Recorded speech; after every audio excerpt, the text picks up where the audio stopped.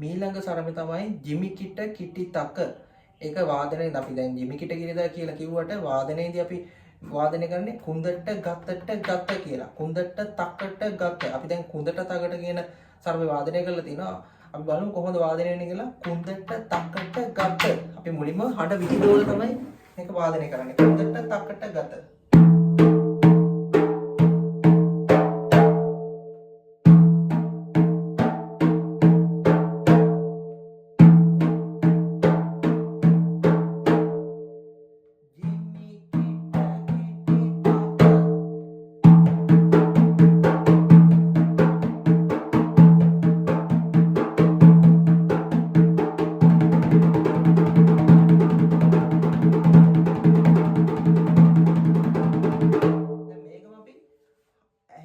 වාදනය කරනවා ජිමි කිට කිටි තක.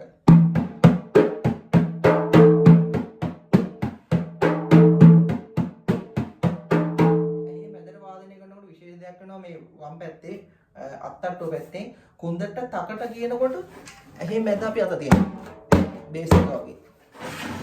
බලන්න කුන්දට තකට ගත. ගාට විහිදවල තමයි යවන්නේ.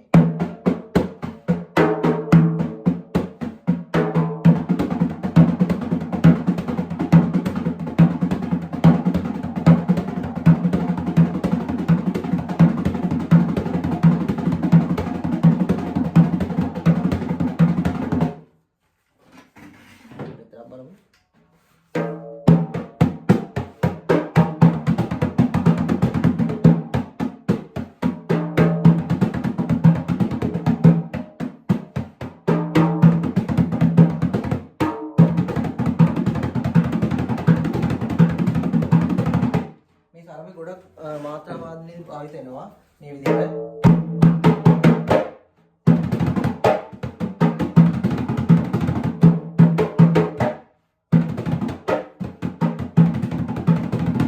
මේ විදිහට තමයි ජිමි කිට කිටි තක කියන සරමේ වාදනය කරන්නේ.